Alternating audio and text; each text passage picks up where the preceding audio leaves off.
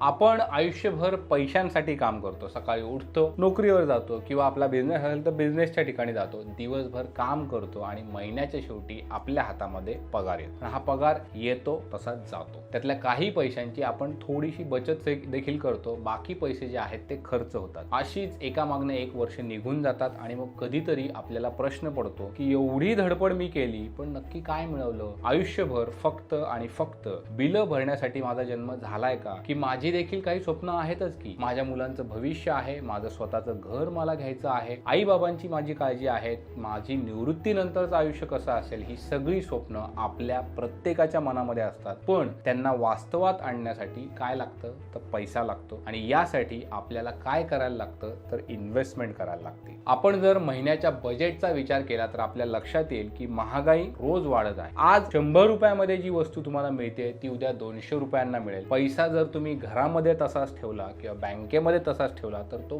पडून राहतो आणि त्याची किंमत जी आहे ती मात्र कमी कमी होत जाते. म्हणूनच पैसा जिथे वाढतो तिथे तो इन्व्हेस्ट केला पाहिजे. सध्या आपण मार्केटमध्ये इन्व्हेस्टमेंटचे ऑप्शन जर बघितले तर इन्व्हेस्टमेंटचा सगळ्यात चांगला पर्याय जर तुम्ही बघितला, जे बिगिनर लोक आहेत त्यांच्यासाठी तर सगळ्यात चांगला पर्याय आहे तो म्हणजे म्युच्युअल फंड. आता म्युच्युअल फंडामध्ये इन्व्हेस्टमेंट करत असताना आपण आपला पोर्टफोलिओ तयार करत असतो. म्हणजे 2-3 म्युच्युअल फंडाच्या स्कीममध्ये आपण इन्व्हेस्टमेंट करतो एका वेळी, त्याने पोर्टफोलिओ तयार करतो. पण पोर्टफोलिओ तयार केला म्हणजे फक्त फंड निवडला आणि तुमचे फायनान्शियल गोल काय आहेत किंवा किती वर्षांसाठी इन्व्हेस्टमेंट तुम्ही करणार आहात, तुमची रिस्क घेण्याची किती तयारी आहे हे देखील तुम्हाला बघायला लागतं. नुसताच आपला पोर्टफोलिओ तयार केला असं करून चालत नाही. आज आपण चांगला पोर्टफोलिओ जो आहे तो कसा तयार करायचा हे समजून घेणार आहोत. तुम्हाला देखील चांगला पोर्टफोलिओ तयार करायचा असेल तर हा व्हिडिओ फक्त तुमच्यासाठीच बनवलेला आहे असं समजा आणि शेवटपर्यंत नक्की बघा. चला तर सुरुवात करूया. कुठलीही गुंतवणूक किंवा कुठलीही इन्व्हेस्टमेंट करण्याआधी सगळ्यात महत्त्वाचा प्रश्न असा विचारला पाहिजे की मी हा पैसा कशासाठी गुंतवत आहे, कशासाठी इन्व्हेस्ट करतोय. जर माझा गोल जे आहे ते घर खरेदी करण्याचा असेल तर त्यासाठी जास्त वेळ लागेल, जास्त इन्व्हेस्टमेंट करणं गरजेचं आहे. मुलांचं शिक्षण करायचं असेल, लग्न त्यांची करायची असतील, परदेशात तुम्हाला फिरायला जायचं असतील तर हे गोल्स तुमचे योग्य वेळी पूर्ण झाले पाहिजेत. काही स्वप्न पूर्ण होण्यासाठी अगदी 2-2, 3-3 वर्ष देखील लागतात. काहींना 10-15 वर्ष देखील द्यावी लागतात. उद्दिष्टांचा कालावधी जेवढा मोठा असतो तितकी म्युच्युअल फंडामध्ये वाढ होण्याची संधी जी आहे ती जास्त असते. हे कायम तुम्ही लक्षात ठेवा.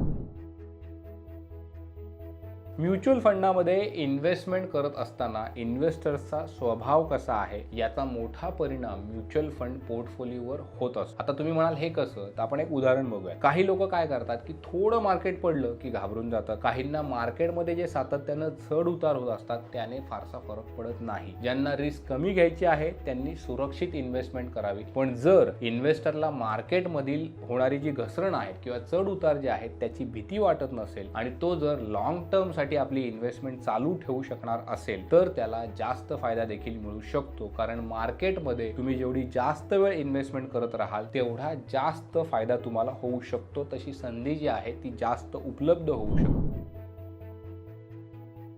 आता म्युच्युअल फंडामध्ये तुम्हाला जेव्हा इन्व्हेस्टमेंट करायची आहे ती इन्व्हेस्टमेंट करताना सगळ्यात महत्त्वाची गोष्ट काय असते तर ती म्हणजे एकाच प्रकारच्या फंडामध्ये किंवा एकाच प्रकारची इन्व्हेस्टमेंट जी आहे ती तुम्ही करू नका. कारण भविष्यामध्ये काही इन्व्हेस्टमेंटमध्ये तुम्हाला वाढ दिसू शकते, काही इन्व्हेस्टमेंटमध्ये तुम्हाला कदाचित लॉस देखील दिसू शकतो किंवा पैसा जो आहे तो स्टॅग्नंट आहे असं दिसू शकतं. त्यामुळं एकाच प्रकारची इन्व्हेस्टमेंट करणं तुमच्यासाठी धोक्याचं ठरू शकतं. मार्केटमध्ये कधी वाढ होत असते तर कधी घसरण होत असते. त्यामुळं पोर्टफोलिओ जेव्हा तुम्ही तयार करत असता त्याच्यामध्ये इन्व्हेस्टमेंट तुम्ही जी करत असतात त्या इन्व्हेस्टमेंटमध्ये वाढ होत आहे का, त्याच्यामध्ये स्टेबिलिटी आहे का, सिक्युरिटी आहे का, हे 3 फॅक्टर पाहणं अतिशय तुमच्यासाठी महत्त्वाचं ठरतं. शॉर्ट टर्मसाठी जास्त रिस्क घेता येत नाही, त्यामुळे लिक्विड आणि शॉर्ट टर्म डेट फंडमध्ये इन्व्हेस्टमेंट करणं योग्य आहे. मध्यम कालावधीसाठी जर तुम्ही बघितलं तर हायब्रिड किंवा लार्ज कॅप पर्याय जे आहेत ते चांगले ठरू शकतात. 7 वर्षांपेक्षा जास्त कालावधी जर तुम्हाला इन्व्हेस्टेड राहायचं असेल तर equity equity fund, mid cap किंवा स्मॉल कॅप मध्ये इन्व्हेस्टमेंट तुमची फायद्याची ठरू शकते. एक चांगला पोर्टफोलिओ म्हणजे काय तर इक्विटी,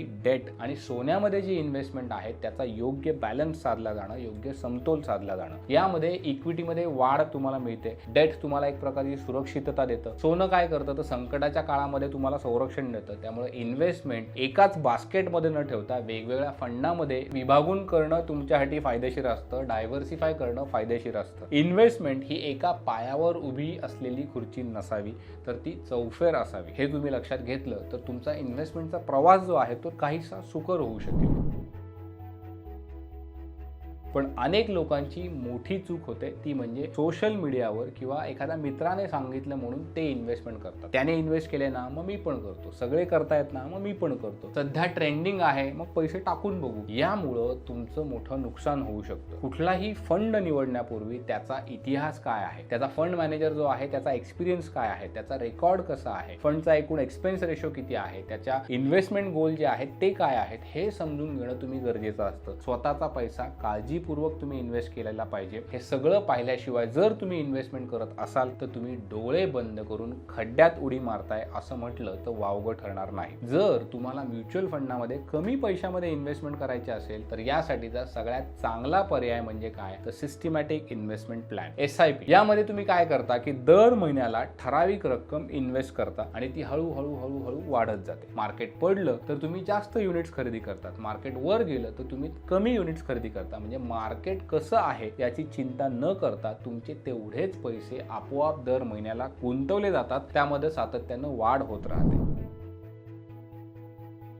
आता इन्व्हेस्टमेंट केल्यानंतर त्याकडे लक्ष द्यायला पाहिजे, ते देखील गरजेचं आहे. तुम्ही वर्षातनं किंवा 6 महिन्यातनं एकदा तरी स्वतःचा पोर्टफोलिओ चेक केला पाहिजे, त्याची प्रगती जी आहे ती चेक केली पाहिजे. आपला तुमचा फायनान्शियल गोल जो आहे त्या गोल बरोबर आपला इन्व्हेस्टमेंट जी आहे ती मॅच होती का याची तुलना करा. यावरून तुम्हाला लक्षात येईल की तुम्हाला अजून किती इन्व्हेस्टमेंट करायचे आहे, कुठले फंड तुमचे परफॉर्म करत आहेत, कुठले करत नाहीयेत. आयुष्यामध्ये वेळेनुसार गरजा तुमच्या ज्या आहेत त्या बदलत असतात आणि त्यानुसार तुमची इन्व्हेस्टमेंट जी आहे ती देखील बदलायला हवी. लोक इन्व्हेस्टमेंट करताना काय करतात की बातम्यांवर काहीतरी एखादा रिपोर्ट ऐकतात आणि तडकाफडकी निर्णय घेतात, गुंतवणूक करतात. मार्केट पडलं की ते पैसे काढून घेतात. त्यामुळे होणारं नुकसान जे आहे ते जास्त होतं. पण अनुभवी इन्व्हेस्टर्स काय सांगतात की मार्केट खाली येणं हीच इन्व्हेस्टमेंटची योग्य संधी असते. लॉंग टर्म इन्व्हेस्टमेंट करणाऱ्या इन्व्हेस्टर्सनी मार्केटमध्ये जी होणारी घसरण आहे त्याला घाबरायचं नसतं तर त्याचा फायदा घ्यायचा असतो, त्याच्याकडे संधी म्हणून बघायचं असतं. आर्थिकदृष्ट्या स्वतंत्र असणं ही प्रत्येकाची इच्छा असते. पगारावर जगणं वेगळं आणि पगाराशिवाय जगता येणं हे देखील वेगळं. हे तुम्ही जर लक्षात घेतलं तर तुमचा